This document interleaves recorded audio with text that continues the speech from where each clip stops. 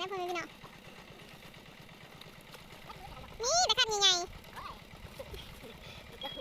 พ่อแม่พี่น้องยางกายมาทางนี้เด้อมาทางหน้ายืนยางกายมาทางหน้าสารวัตรเด้อตกคอหักนะพ่อแม่พี่น้องอย่าตกขนาดสารวัตรดอกเนาะขวดขนาดสารวัตรมันสูงไงนี่มันสูงนะพ่อแม่พี่น้อง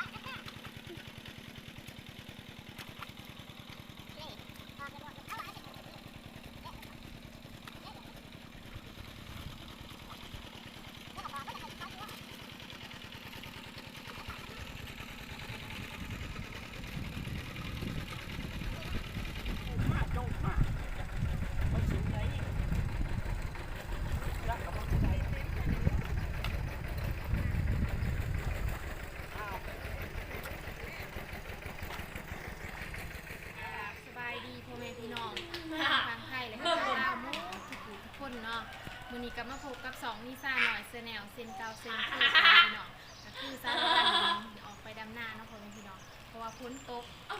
เมื่อคืนนี้เนาะน้ำในทุ่งนาอ่ะมีเดียวพี่น้องช่วงวันนี้มันแห้งมันบ่มีน้ำไม่มีน้ำมันฝนตกลงมาแล้วก็สารพัดก็สิได้ออกไปดำนา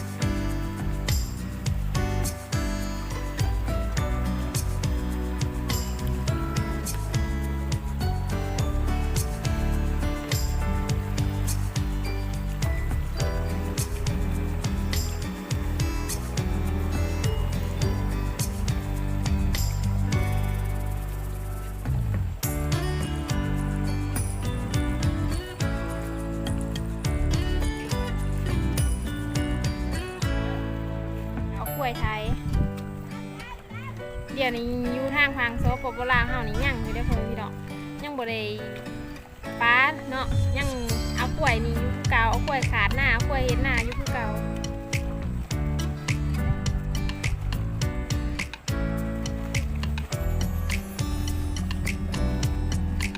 บรรยากาศในทุ่งนา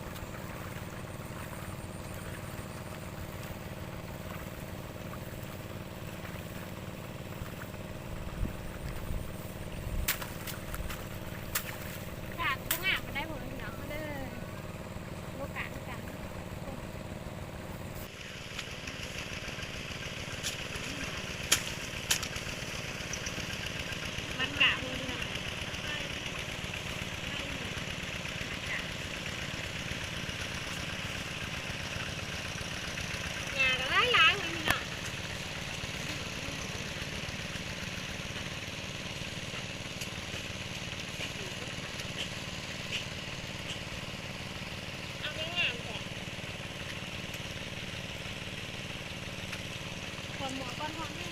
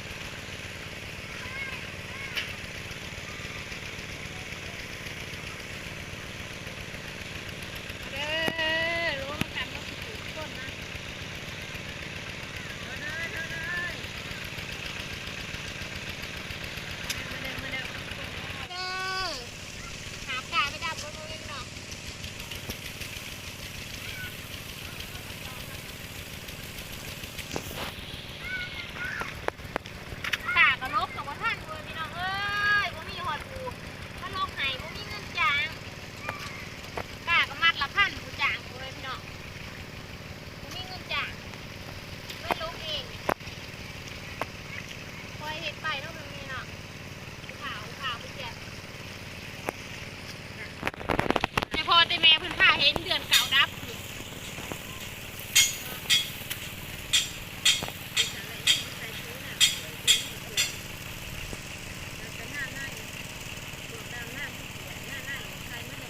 ไปเด้อ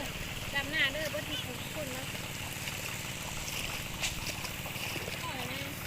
บ่ถูกทุกคนดำหน้าไว้กองคนนะเฮ้ยน่ะคุณว่าดำหน้ากองคนผู้บ่าวบ่มายันผู้บ่าวบ่มาทุกกองคนนั่งเอาเห็นไหมนี่ปล่อยย้อนลงไปหนังอ่ะมาเด้อ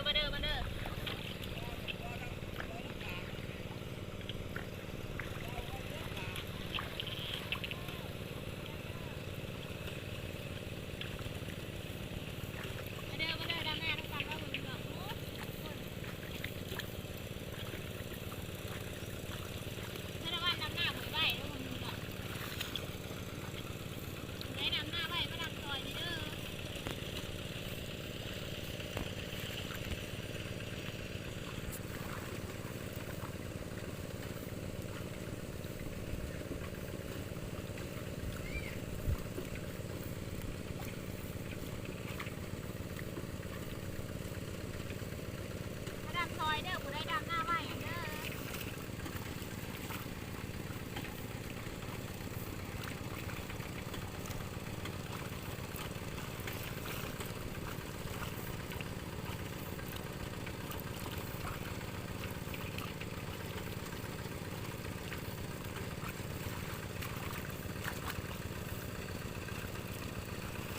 บรรยากาศของแดดมันได้ของเรา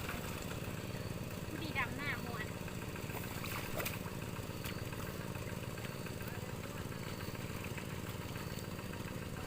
บ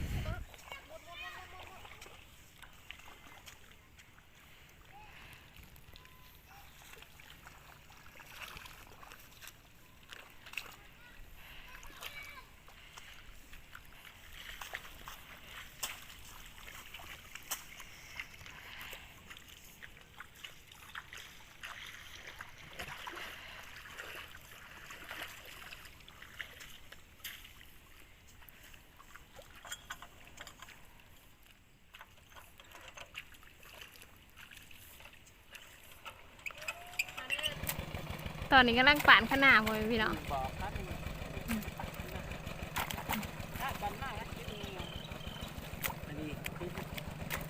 พ่อใหญ่ส่วนแสมกำลังป่านขนาด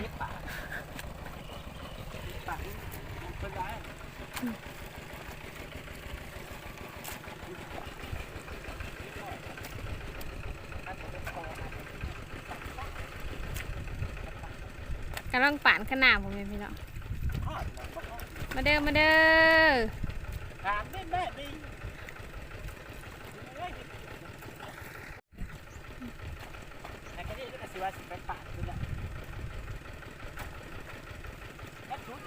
ป่านขนาดนะพ่อแม่พี่น้อง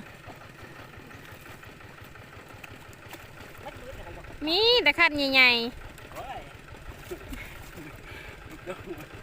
พ่อแม่พี่น้องยางกายมาทางนี้เด้อมาทางหน้ายางกายมาทางหน้าสารวัตรเด้อตกคอหักได้พ่อแม่พี่น้องอย่าตกขนาดสารวัตรดอกเนาะขัวขนาดสารวัตรมันสูงไงนี่สูงนะพ่อแม่พี่น้อง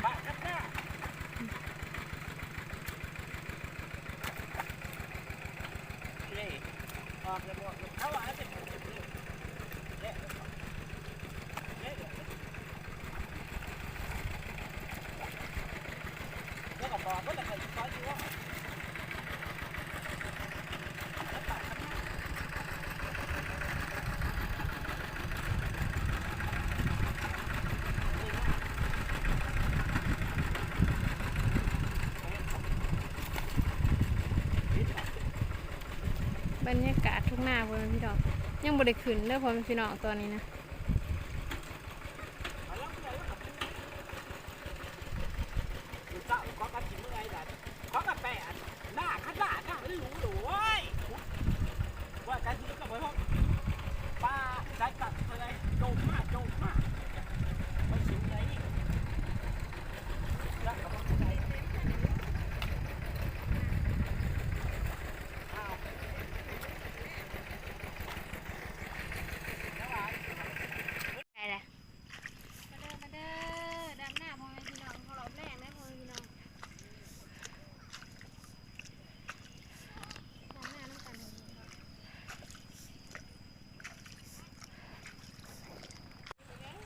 มาวันนี้ก็สารวัตรกับสิเด็กกราบแล้วน้องพ่อแม่พี่น้องเนาะก็ขอบมุกขอบใจน้ำพ่อแม่พี่น้องเนาะบ่ว่าจะเป็นทางฟังไทยหรือฟังลาวเนาะขอบมุกขอบใจน้ำมูดทุกคนที่เขามากดไลค์กดแชร์หรือว่ากดติดตามสองนิสาหน่อยแนลเนาะมาวันนี้สารวัตรกับสิเดลาเมื่อแล้วเนาะพ่อแม่พี่น้องคือว่าสิเดจบคลิปเพียงตอนนี้เนาะบ๊ายบาย